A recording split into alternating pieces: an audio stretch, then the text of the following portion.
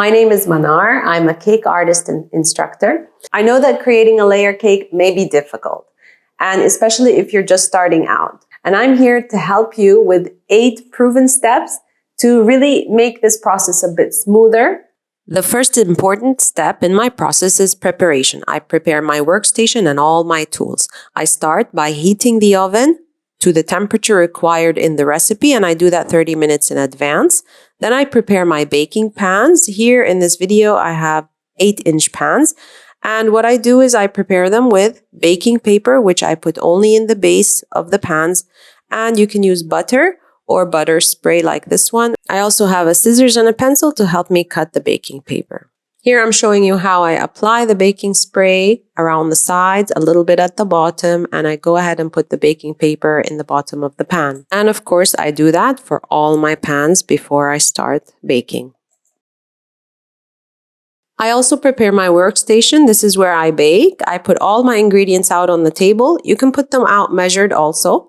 And I'll just put them out like this. I have a digital scale, of course, that's important. A stand mixer, my tools, and I'm ready for baking any recipe. The second step after you bake your cakes is how to store your cake layers. When my cakes come out of the oven, I leave it to cool completely in the baking pans, and you can use a silicone spatula or just a normal knife and loosen just the edges. As you can see, I flip it over and the baking paper easily comes out. What I like to do is bake the cakes in advance, and then I store them in cling wrap in the freezer. Do not put your cake layers in the fridge because they can dry out while the freezer will keep the moisture. So make sure you cling wrap it airtight, meaning you remove all the air out of that cling wrap, as you can see I'm doing here. And I just freeze the cake layers nicely. And it's easier to work with frozen or hard cake layers than soft, crumbly ones that just came out of the oven.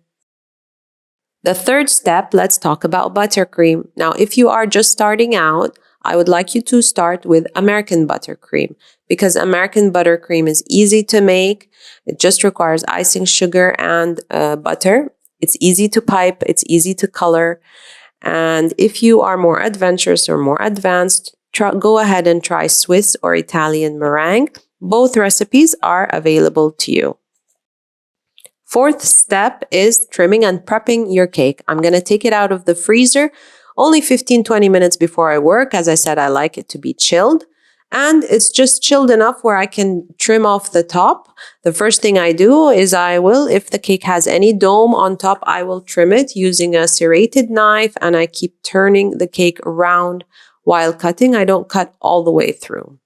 So it's nice and level. The second thing is that you want to choose a board that is really flat. The thick one is called a drum and the thin one is called a circle. And either one will work, but choose a board that is bigger than your cake in size. And now let's build those cake layers. I fill a piping bag with buttercream and put a spot of buttercream on the board to just glue the first cake layer on the board. Then I start filling the cake with buttercream, and I try to make sure that each layer of cake has the same amount of buttercream. When I build my cake layers, I make sure they are very straight. And remember to put your last layer of cake upside down so it's very flat. We are down to the 6th step, and that is coating your cake with 2 layers of frosting. The first layer is called a crumb coat, and that should be a very thin layer. As you can see here, you can literally see the cake under the frosting. It's very transparent. And what it does is just holds all the crumbs together, so your final cake won't have crumbs. I chill the cake after I put the crumb coat. Make sure it's very chilled so that there are no crumbs anywhere.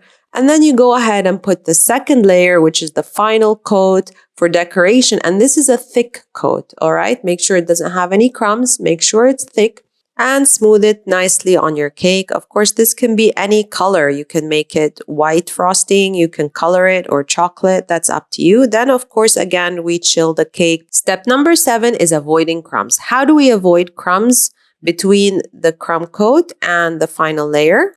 While you are doing a crumb coat, you need to keep next to you a small bowl like this to wipe away any frosting that has crumbs. Don't put it back in the main bowl of frosting, which you will use for the final decoration. The final step is using easy cake decoration to start. I will show you two methods. The first is just taking a back of a spoon, and with that second coat of frosting, I'm pressing down the spoon and turning the cake. I'm not even using a turntable. And you create these beautiful swirls around the cake. You can also use sprinkles. The second is just use a piping bag with a star tip, and you can do swirls around your cake, and that always gives a nice finish. If you're more adventurous and you have a lot of piping tips, why not color some buttercream and use a lot of piping bags and really try to apply different piping techniques on the cake.